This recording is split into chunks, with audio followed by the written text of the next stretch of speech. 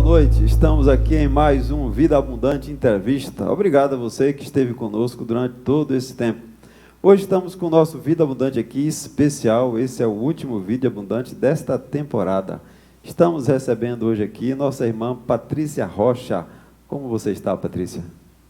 Boa noite, pastor. Muito obrigada pelo seu convite. Boa noite também aos irmãos e todos os ouvintes, né, que estão agora conosco. Graças a Deus, estou muito bem. Nosso programa Vida Abundante Entrevista, normalmente ele tem uma tarefa principal, né, um objetivo principal, que é das pessoas contarem a sua experiência de conversão ou experiência assim importante, né, vívida do Senhor, como o Senhor nos encontrou, né? Eu não vou fazer o seu programa de conversão hoje, porque você tem uma conversão que na segunda temporada do Vida Abundante você vai ter essa oportunidade, porque é uma história muito rica daquilo que Deus fez, e eu creio que será uma história assim muito edificante na vida de pessoas que estejam talvez passando por situações que você passou. Eu soube até que você está escrevendo um livro, né? Exatamente. Então, pastor, eu venho, né, também de uma formação cristã da Igreja Católica, né, pela minha mãe, pela família da minha mãe, e de acordo com uma situação muito difícil que eu tive, muito dolorosa, aí Jesus me encontra nesse caminho, onde eu passei provavelmente pelo vale da sombra da morte. E aí Deus me transformou a minha vida, e eu sou muito grata por esta transformação, não somente na minha vida, mas na vida do meu filho, na vida da minha mãe. E aí a minha casa hoje pertence ao Senhor. E eu louvo a Deus a isso, pelos aqueles momentos tão difíceis e marcantes na minha vida. Inclusive, como o Senhor falou, né, eu e Mateus, na verdade, estamos escrevendo um livro. Esse livro já era para ter terminado, mas, enfim, ele já está com mais de 90% concluído, só vai estar na fase final. E vai ser com muito prazer apresentar esse livro, sim, porque eu creio que muitas vidas também serão salvas para o nosso Senhor Jesus Cristo. Tenho certeza, né? Conhecendo a história, creio que muitas pessoas serão libertas, né? Serão assim transformadas com o que Deus fez. E eu me lembro quando você chegou aqui, você já tem um ano de batismo? Exatamente, né? Do dia 16 de junho. Você sempre foi muito ativa. Eu me lembro de estar numa reunião aqui, numa sala em cima, você já querendo trabalhar antes de se batizar. Eu digo, calma, Patrícia. Então, tem algumas coisas que tem que chegar uma vez, né? Vamos primeiro fazer o batismo, porque as questões espirituais têm toda uma mecânica, tem uma logística do mundo espiritual. E aí, quando você se batiza, você quase que automaticamente começou. E é interessante aqui para os nossos irmãos que estão ouvindo e outras pessoas do YouTube que possam chegar a esse vídeo, conhecer um pouquinho. Eu queria que você falasse, resumidamente, que nosso tempo é escasso, sobre o Ministério Gileade. Como é que surgiu esse desejo e o que é esse Ministério de Capelania Gileade? Eu tenho muito orgulho assim desse ministério. É um filhinho, né, que eu zelo com muito amor, muito carinho, muito cuidado, porque Deus me deu essa missão, né, que é cuidar do outro. E amo muito cuidar da vida do outro, de fato. E esse processo de capelania, ele me trouxe um a mais ainda dentro da minha trajetória, né, porque eu sou profissional de saúde, e ser profissional de saúde, dentro desse contexto que é a enfermagem, é um processo de cuidar realmente do outro. E aí, com essa minha conversão, então, veio a somar dentro da capelania, porque eu cuido do outro, não é a parte física da doença, mas é a parte espiritual. E isso, cada dia mais, eu sou apaixonada, pastor. Porque ao chegar nos leitos dos hospitais, eu não estou olhando só fisicamente a pessoa, eu estou olhando espiritualmente. E essa capelania, esse serviço cristão que é oferecido gratuitamente, que a gente vai aos hospitais, aos asilos, é cuidar, sobretudo, do lado espiritual da outra pessoa. Como Deus tratou, né, o meu lado espiritual é uma forma também de eu ser um instrumento de Deus para também curar, tratar essas pessoas que estão nesses lugares de forma tão dolorosa, tão sofrida, né, que passa muitas vezes sem nem sequer ter um apoio psicológico. E aí é onde Deus me levou, tá, nesses lugares. e deste lugar trouxe outras pessoas também para fazer parte, o qual trabalha juntamente comigo nessa missão, que é trazer cada dia dentro de nós o reino de Deus. E a sua capelania é basicamente hospitalar, né, e em asilos, né, com idosos. Já tive a oportunidade de estar com você, principalmente no asilo de idosos aqui de Serrinha, né? Isso, né? Tanto nos hospitais, né, quanto também no asilo e futuramente no presídio também, que é um desafio, mas eu entendo que Deus tem um propósito para cada um, e dentro das minhas orações eu sempre peço a Deus: Deus, me coloca onde o Senhor vê que eu possa ser o seu espelho ali dentro, aonde eu posso trabalhar, aonde eu posso servir, aonde eu posso ser o teu instrumento. Então eu estou aqui, Senhor, eis-me aqui. É essa sempre a minha oração. Aonde Deus quer que eu esteja, eu estarei. E você também, né, sempre criativa, criou também um ministério de intercessão, né? Orações intercessórias, foi fazer curso lá com a Ezenete Rodrigues, lá da Lagoinha, né? Eu amo também. Tudo que Deus trouxe para a minha vida, eu faço sem nenhum empecilho, nenhuma dificuldade. Sempre Deus estará à frente de tudo o qual eu venha, né, colocar. Porque Deus, Ele transformou a minha vida, Deus regenerou a minha vida, Deus me deu a oportunidade de estar viva. Então, isso é uma gratidão ao meu Deus, que é poderoso, é soberano, é redentor, é o todo-poderoso. E aí, através, né, de entender que eu passo por estes lugares onde necessita de tantas orações, eu entendi que há uma necessidade de se aprofundar, de conhecer mais. Foi nesse curso de intercessão que eu me encontrei. Eu já fazia parte do grupo de intercessão aqui na igreja, né, e eu gosto demais, mas Deus falou assim: não, você tem que buscar mais. Eu sou uma pessoa que eu tenho sede de conhecimento, e quando eu estou em um lugar, eu quero fazer o melhor, eu quero dar de mim o melhor, porque eu entendo que eu não quero ser mais um. Eu quero realmente fazer uma transformação, como eu fui transformada. E aí é onde veio a oportunidade dessa pandemia, onde eu precisei ficar confinada em casa, né? E aí eu falei, aí onde eu vi as oportunidades surgir, né? Vi online, por que não fazer um curso em casa? E foi nesse curso que eu me dediquei ainda, aprendi muitas coisas. Foram dias bastante intensivos mesmo, dias, noites, madrugadas, e aí eu aprendi a ser uma intercessora de verdade. E eu sou apaixonada também, tanto que todas as sextas-feiras a gente tem um grupo de intercessão, de oração na madrugada. Nós iniciamos meia-noite, não importa a hora que termina. Com uma curiosidade, né? Por que meia-noite? Como é que surgiu esse horário de meia-noite? Pois é, pastor. Por quê? Porque nós cristãos entendemos que nesse horário, né, é um horário que se abre para o mundo das trevas, aonde muitas pessoas usam, né, de forma de orações, né, para poder atingir um alvo negativo. Você sabia que vários lançamentos de Harry Potter era sexta-feira, meia-noite? Não, eu não assisti a Harry Potter. Mas é muito místico, tem muito ocultismo naquele filme, né? E as pessoas ficam vidradas com aquele Harry Potter, principalmente as crianças, né? Justamente por causa desses horários místicos, né? Cabalísticos, como dizem aí, né? Esse pessoal que adora o lado oculto, né? E você, então, entende que é um contra-ataque, né? Da parte de Deus, se tem o maligno, que você leve luz. Isso. Uma oração contrária, uma oração de guerra, como se costuma dizer. É uma oração de guerra, onde verdadeiros soldados de Cristo devem estar, né, revestidos com suas armaduras espirituais de luz para fazer um bom combate. E hoje eu me sinto uma soldada realmente de Cristo para fazer esse combate. E esse bom combate não é meio combate, é um combate de verdade. E aonde essa madrugada a gente precisa estar realmente revestido, orando, clamando ao Senhor, né, para que as forças do mal sejam quebradas, aniquiladas.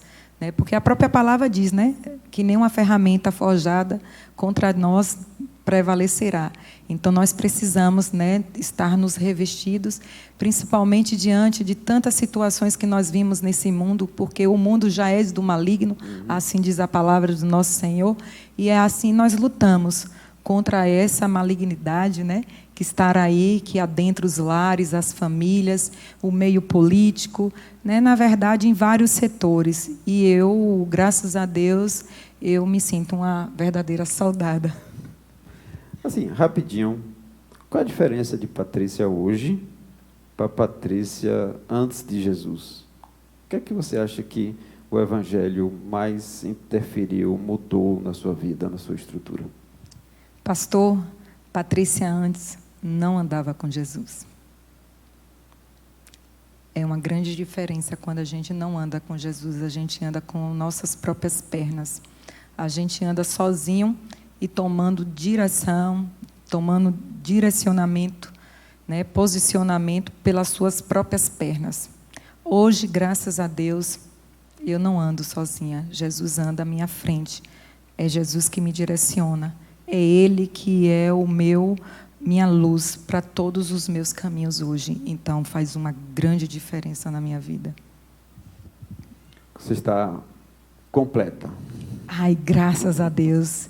Eu não teria forças, né, para estar hoje do jeito que eu estou. Eu saí de um momento bastante fragilizada, como, né, em outro momento oportuno eu vou estar falando do meu testemunho, bastante sofrida de todos os aspectos, mas na hora que Jesus entrou na minha vida, aí Ele me resgatou de vez, e eu peço a Jesus nas minhas orações: Jesus, eu preciso de Ti. Jesus, não me abandona. Jesus, eu só sou o que eu sou por causa do Senhor. E essa novidade? Você resolveu sair candidata a vereadora, uma mulher corajosa. Como é que foi essa história? Pastor, coragem é uma palavra que já vive dentro da minha vida desde pequena. E tomar uma decisão dessa, primeiro eu teria que conversar com Jesus, o meu amigo, aonde eu sento, onde eu ajoelho, e eu coloco a minha cabeça, né, sobre a cadeira, e tenho a total liberdade de conversar com ele, pedindo orientação, discernimento. E nessas orações, Jesus me mostrou que eu tenho que servir a Ele. Eis-me aqui, foi isso que eu disse para Ele. Então, não importa onde é onde é que esteja, onde eu estarei. O que importa é onde que Jesus me quer, na verdade, né? Então, essa questão política, sobretudo, em primeiro lugar, eu fiz essa pergunta a Jesus. E Ele me respondeu: sim, e você vai estar onde eu quiser que você esteja. Porque antes não era assim, é onde eu queria estar. Hoje é bem diferente. E aí, né, Já tinha passado esse desejo antes? Porque seu irmão já está na política há algum tempo. Mas no seu coração, antes, em algum momento, em alguma eleição anterior, lhe veio esse desejo de sair candidato? Ou isso foi uma coisa desse momento? Então, eu já estou numa vida pública já há 10 anos, não iniciei agora, né? Uma vida pública onde eu sempre trabalhei no serviço público, conhecendo desde a base até o topo, que isso é muito importante para nós, enquanto vem a entrar na política, a gente precisa conhecer todos os princípios, e é nesse formato que eu comecei a entender todo o processo político, por trabalhar na base e conhecer todos os seus pilares.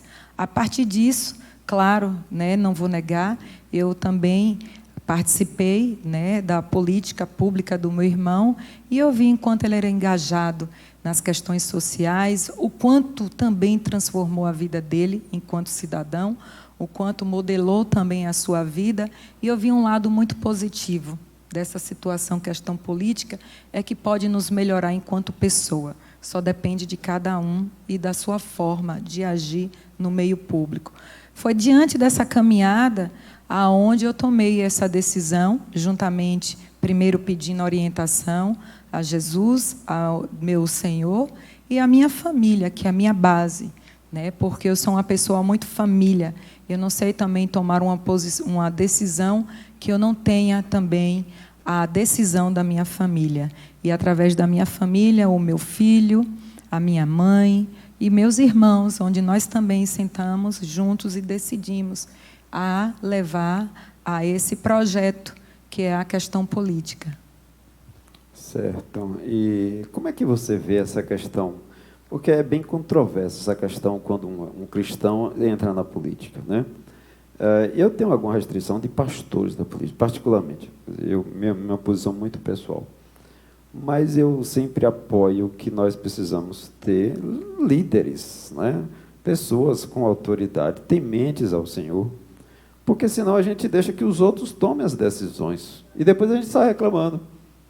Porque você se omite, né? E, acho que eu falei até para você, tem um prólogo de João lá em Juízes, quando ofereceram o reinado a Oliveira, eu não quero, vou deixar o meu óleo, né? A videira, eu vou deixar o meu vinho precioso. Os bons não quiseram. Aí chegou lá o espinheiro, já que ninguém quer, eu quero. Né? Ou seja, Deus está falando de política na Bíblia. Quando a gente não tem algo para escolher, acaba que a população fica escolhendo entre o pior e o menos pior. Então, nós temos que ter realmente pessoas que entendam, né, da mecânica e não se vendam, né? Não se corrompam. Porque o ambiente político é muito propício para essas coisas. Mas para quem tem cabeça centrada, quem tem temor a Deus, quem sabe o que quer, né? Eu acho que é um momento até de testemunho, quando alguém que vai lá e faz a diferença, né? Porque Deus primeiro transformou ele, e aí ele pode ser um instrumento de luz e de sal nessa terra. Então, eu creio que o cristão tem que ter esse engajamento, né? Para pastores, mais uma vez, eu acho complicado, porque pastor é pastor de um rebanho, né? Quando você assume um lado político, você acaba, né? O rebanho não pensa igual, e fica muito complicado você administrar uma igreja tendo só um lado, né? Mas eu creio que eu faço votos que saiam vereadores, prefeitos, deputados, quem sabe até o presidente da República, que saia de uma igreja cristã, bem formada, com base bíblica, para fazer a diferença nesse mundo, né? E o que é que você pretende, assim? O que é que você tem de ideias para a nossa cidade? Primeiro, o meu compromisso é com Deus, né? E depois, com várias questões, sobretudo, eu trago, né, várias propostas, né? Porque eu sempre trabalhei também diante de proposta, o qual eu possa também realizar. E aí eu trago primeiro, como eu falei, né, o meu compromisso é com Deus, sempre em primeiro lugar. Lógico, a gente vai estar buscando melhoria sim para a nossa cidade, sobretudo o emprego e renda, que é uma dificuldade tão grande em nosso município. Eu, como profissional de saúde, eu sou testemunha disso. Não basta só passar a receita, pastor, para que a pessoa venha comprar, mas ela precisa ter o dinheiro, muitas vezes, para comprar a medicação. Nem sempre a medicação é fornecida pelo SUS. E como fica? E a questão da alimentação? Muitos problemas também são por conta da carência alimentar.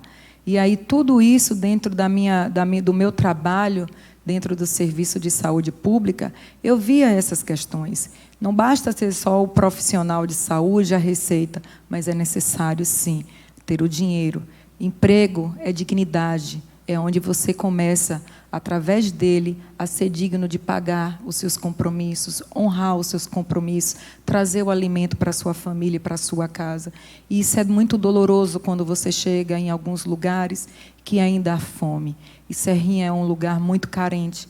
E eu tenho, a cada dia, caminhado e visto isso mais presente. Eu já via isso por conta do programa que eu trabalhava, do departamento de saúde que eu trabalhava, já era um setor que frequentava muitas pessoas carentes. E hoje eu ainda vejo mais isso.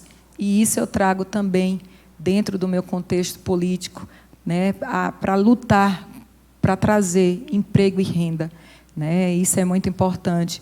A outra categoria também, que é muito importante, é a gente também estar alinhado. Eu sou cristã, eu pretendo também estar alinhada juntamente com os cristãos, sim, sobretudo aqueles de fé, porque a Bíblia preserva isso. Então, a gente precisa também estar, né, cada vez mais trazendo essas propostas, defendendo na Câmara, sobretudo a família.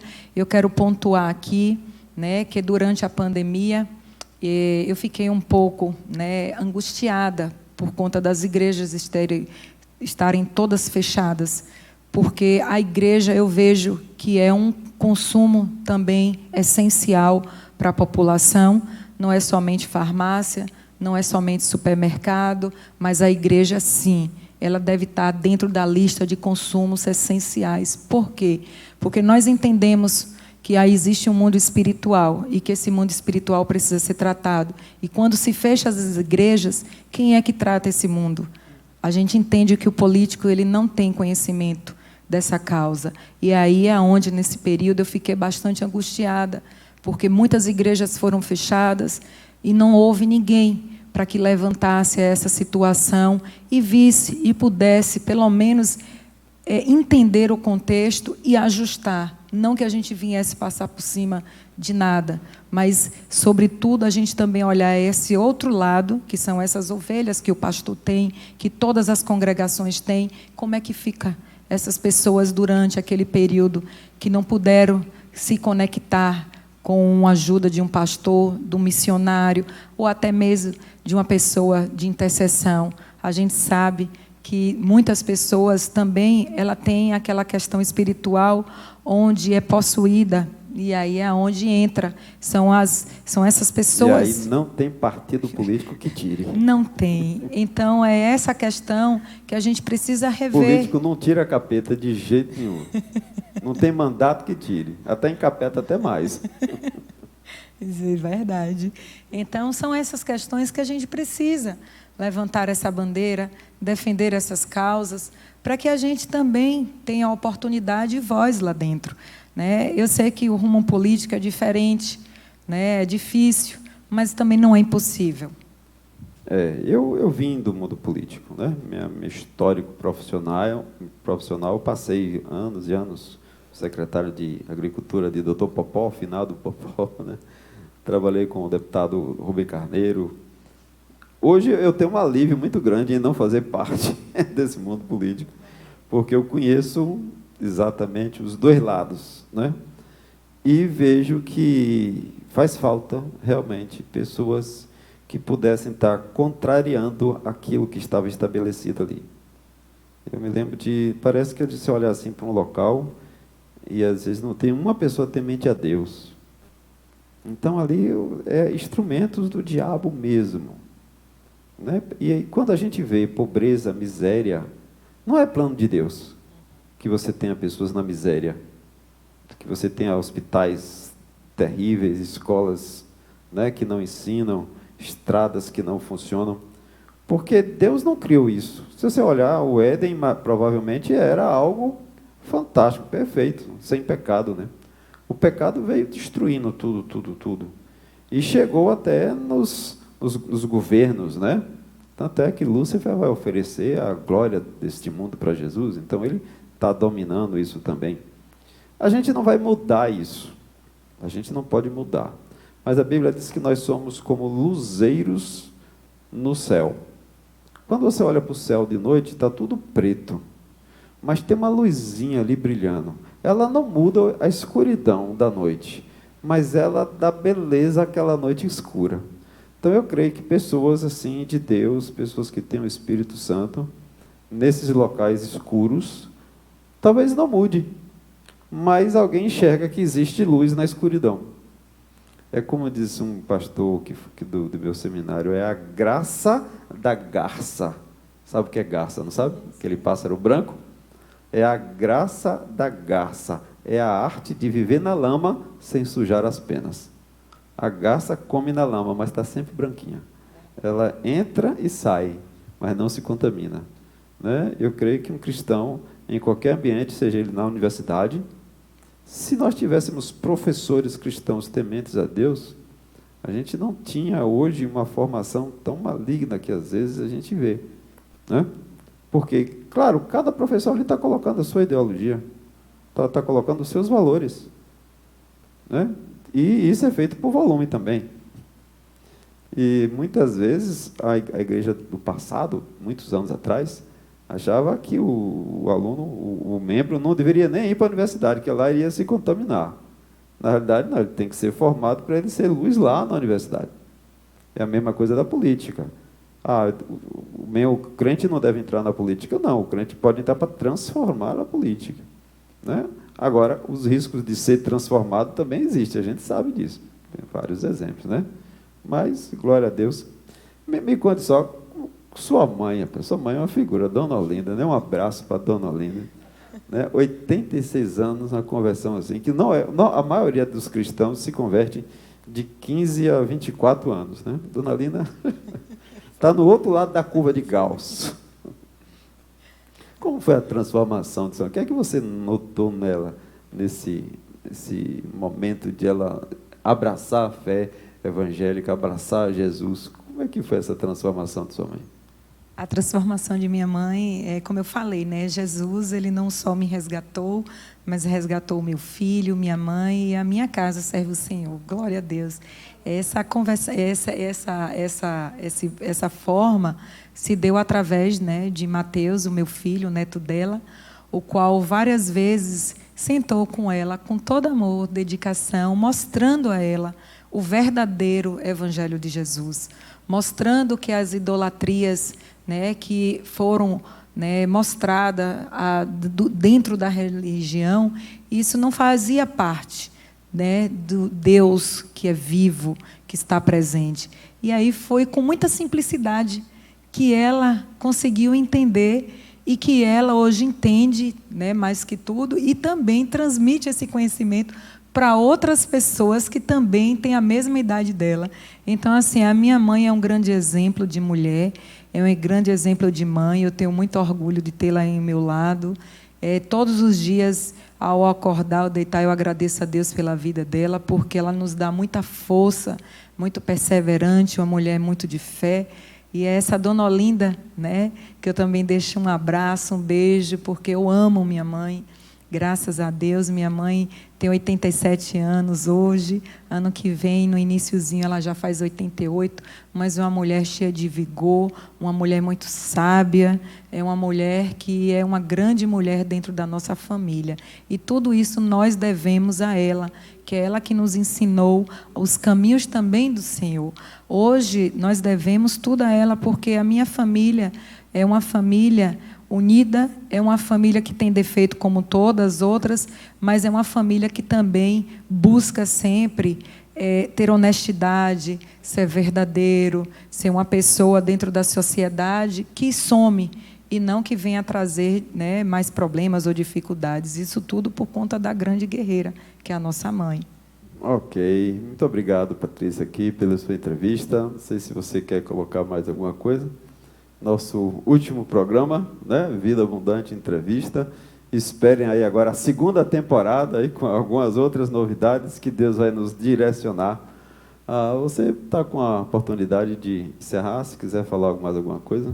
Eu quero pedir, né, a todos os cristãos que dêem um voto de oportunidade aos cristãos, porque eu tenho percebido que no momento oportuno da mudança, muitos cristãos ainda têm medo, permanecem no mesmo lugar, permanecem com o que estão. E eu peço aqui a vocês, eu não estou direcionando somente a mim, mas sim você conhecer o percurso de um verdadeiro cristão, que dê a oportunidade deles estarem ali naquele lugar político para defender, porque enquanto nós estivermos sentados, acomodados, nós não estaremos fazendo os propósitos de Deus.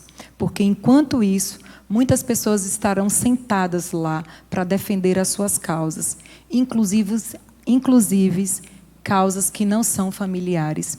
Então eu peço para que você faça uma reflexão, né, em sua casa, né, direcionando entre você e Deus, para que Deus também te dê uma orientação, porque isso será muito importante. Oração é muito importante, mas nós precisamos agir, porque oração vem orar, ação.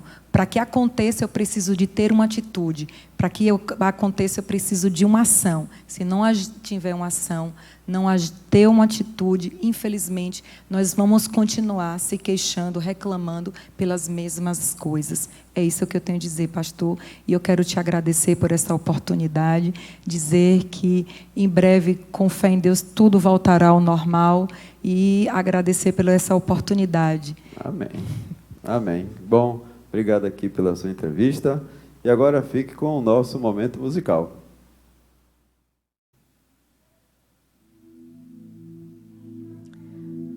Em um momento muito difícil da minha vida, o Senhor, Ele colocou no meu coração essa canção, trazendo paz, trazendo alegria, trazendo esperança, a certeza que Ele estava no controle daquela situação.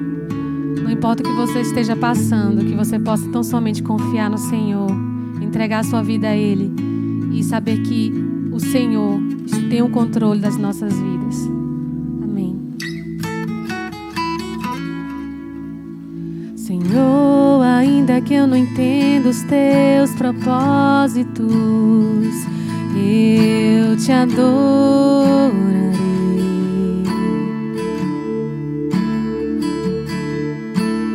Ainda que um exército se levante contra mim, eu nada temerei.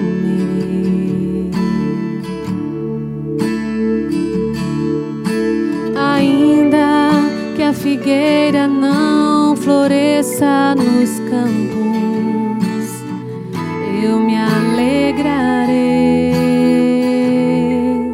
Tu estás no controle.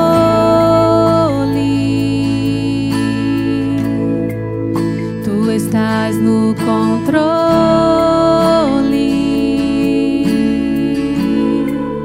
Eu nada temerei, nada temerei. Tu estás no controle. Tu estás no controle.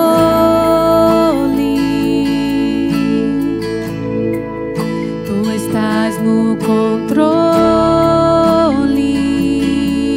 Deus, eu nada temerei, nada temerei. Tu estás no controle.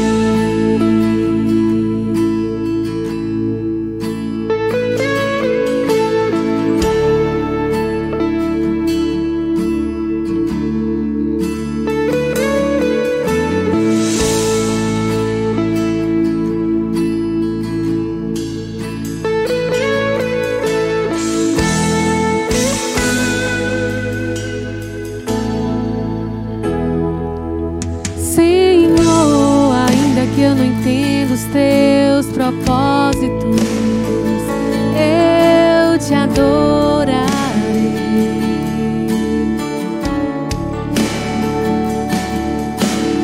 Ainda que um exército se levante contra mim, eu nada temerei.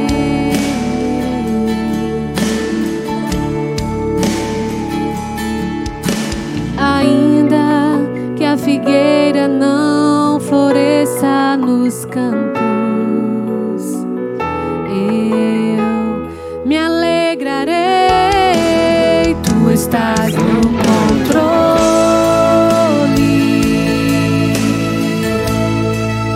Tu estás no controle.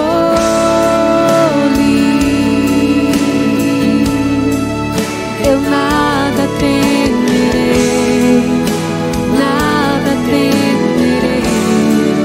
Tu estás no controle.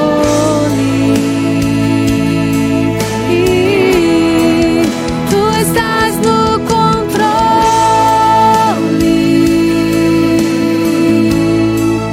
Tu estás no controle.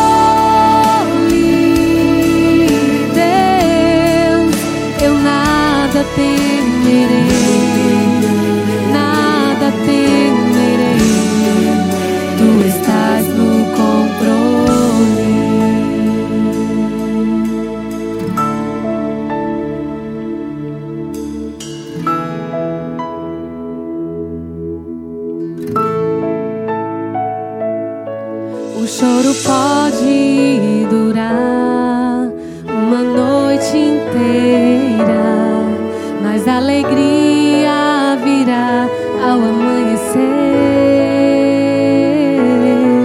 O choro pode durar uma noite inteira,